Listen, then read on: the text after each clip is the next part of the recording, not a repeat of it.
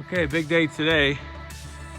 We are going to replace the rear bumper tire swing. So if you guys remember, I had the Smitty built rear bumper and tire swing on here before. It just rattled too much for me, that swing away tire carrier. It was a pain. You had to open that and then open the tailgate. Just wasn't a fan of that. So what I did was I bought this kit here to replace the Smitty built tire carrier and swing.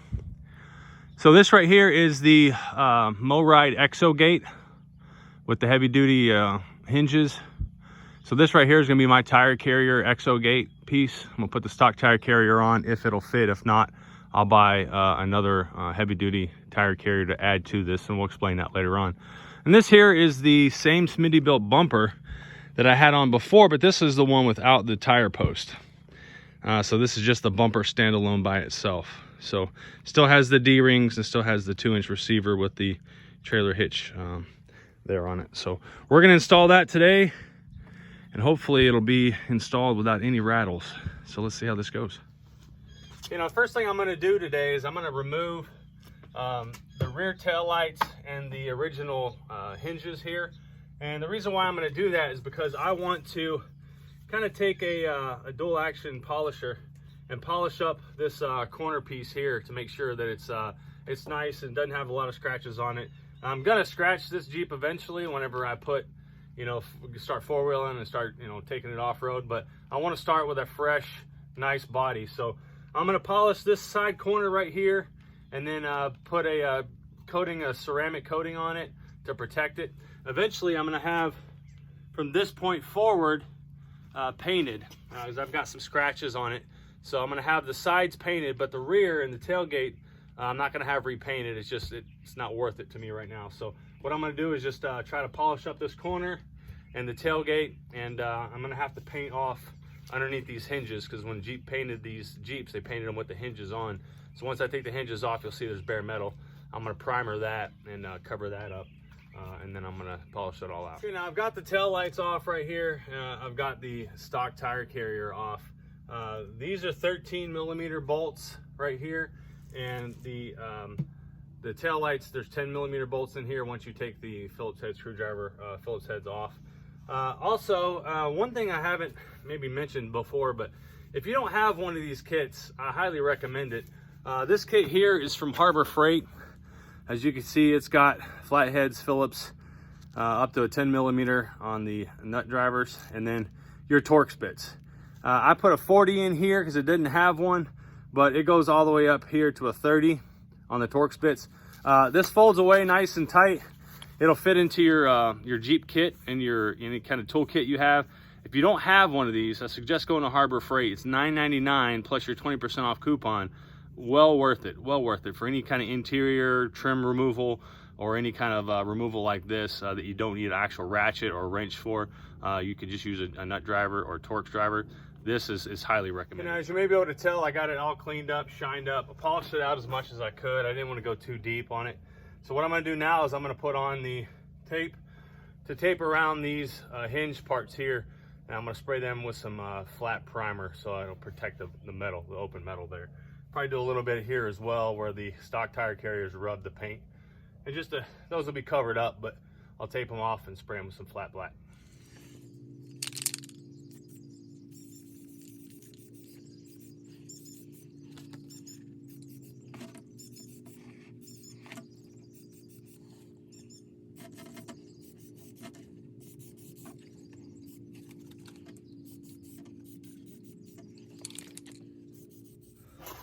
Okay, so what you can see, what I've done here is I've lifted up this bumper in place and I've held it with a jack stand right here. And behind the bumper, I put in these plates that they provide, a lock washer and a flat nut, or a flat washer. I'm gonna do the same thing over on this side just to get it started. And then after I do that, I can go back and do the rest of them.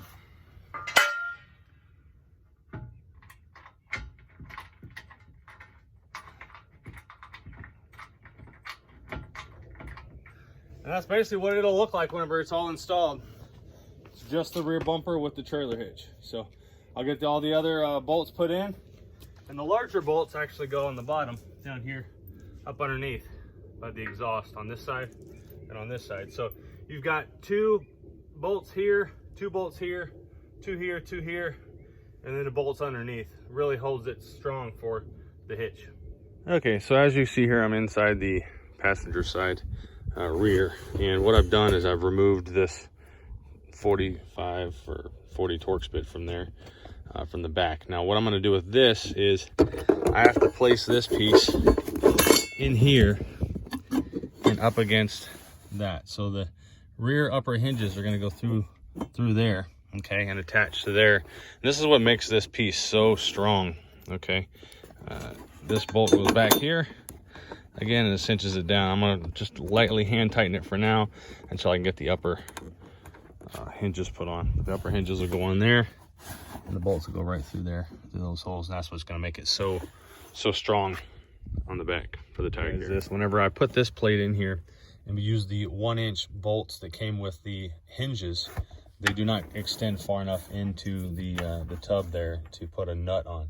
So if you're using the hinges by themselves, you can use the 1-inch bolts. Now if you're using this plate here that goes with the tire carrier reinforcement, it's a little thicker, so you see here. So you're going to have to use, they provide you 2 1.5-inch bolts to put in place of those. So we're going to use these instead of the 1-inch bolts. And then this bracket here, this angle bracket, is with a 45 Torx right here. You're going to take that bolt out and put it in there like that. And it gives it good reinforcement for the heavy tailgate. And this is what it should look like whenever you have the plate on. Now it's okay to use the 1-inch bolts down here, like I had said, because it doesn't go all the way through. But this is what it should look like whenever you have it all in place, hand tight. Okay. Now what we're going to do is we're going to put 2 nylon lock nuts on there, so that it keeps it tight on this side and it keeps that bracket there. Okay, now I've put the plate on here. Now what I'm going to do, I don't have my body lift installed yet. However, I don't have the stock bumper either. So what I'm thinking is I'm going to try and do this without the plates that offset the tire carrier. I'm just going to put the tire carrier on here just like this. Okay. If it doesn't work, then I'll use the plates temporarily until I can get my body lift put on. But I'm going to try it like that first. I'm going to put these bolts in here, in there tight. Make sure you're using anti-seize when you're putting these bolts in as well. So.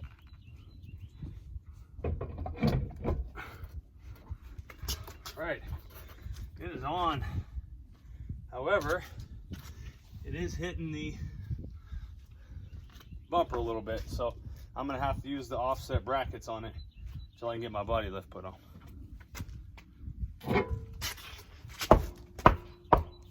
Here, these offset brackets lifted up a couple inches, get it off the tire off the trailer hitch or the rear bumper right there. So I only have the first top 2 put in. I haven't put in the top 2s. I'm just going to try it on there first. But there's multiple holes that you can use here. You can move these whole things to the right this way, and then same way with up here. There's holes here, and there's another hole right here, so you can go even further, or I believe it's here. You can go even further over. Yeah, it's right here. So if you want to move your tire carrier over more, you could. That comes in handy whenever you're trying to use your handle here on your door. So we'll see how this all works out. I can adjust it more if I need to, but we'll put the tire up there and see if it fits. Up there and see if I get the right holes this time. All right, I think it's going to be high enough. That's good.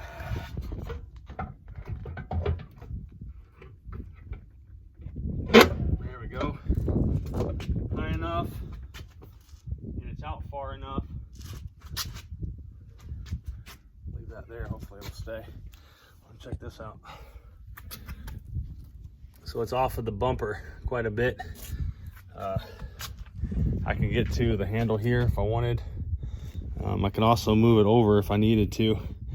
I move the tire over that way if I wanted, but I like having it in the center. So what I'm going to do is, now I got to put the bump stops on there, the bump stop spacers for the tire, about down and through there, so it stays nice and tight. So that's the next thing we're going to do. Okay, when it comes to these bump stops, these spacers, they give you these long Allen head bolts that go through there, so they can go through the actual bump stop itself and then through the spacer like that.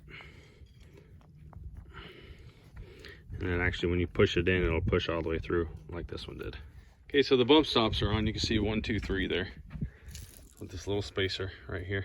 I'm not sure if it's gonna stick out far enough to contact the tire, but we'll see. But like I said, eventually that body lift's going on, and then these are gonna come off. These spacers here are gonna come off, and there's the final results. So we got the bumper on, the tire carrier on, the license plate, the lights. I still got to hook up a third brake light. I'm not sure what I'm going to do there. I think what I'll do is drill this out like I did the last one and then put a light in there. I'm not sure yet. We'll find out. So got my backup camera in and working. So it turned out pretty good. I think when I get the body lift on, I'm going to take those extra brackets out. Should have plenty of room down through here. You can see here, plenty of room. So I'll take those extra brackets out, put that body lift on, and the bump stops there, the bumpers, they shouldn't contact the tire at that point, but it's nice and solid. I also got my strut on there that I had to move it back a little bit because these swing out a little bit different, a little wider, so I had to move my strut back to about right there. But you can see it opens up pretty good as far as how much room you have there. Almost at a 90, not quite, but and it shuts nice and secure, no problem. So I like it. It turned out good. Also, I had the opportunity to put my Rubicon stickers back on, thank gosh, but not sure about that flag. I might have to take that off. I'm not sure. I still have my unlimited stickers to put on. I just got to find them in the garage. So there it is. So thanks for subscribing, guys. Make sure you watch out for more videos. Got a lot more to do on this. So like the video, leave any comments if you have any questions or anything. I think it looks great. Turned out really good. Now it's just a matter of taking it for a ride and seeing if it rattles. So all right, guys, take care.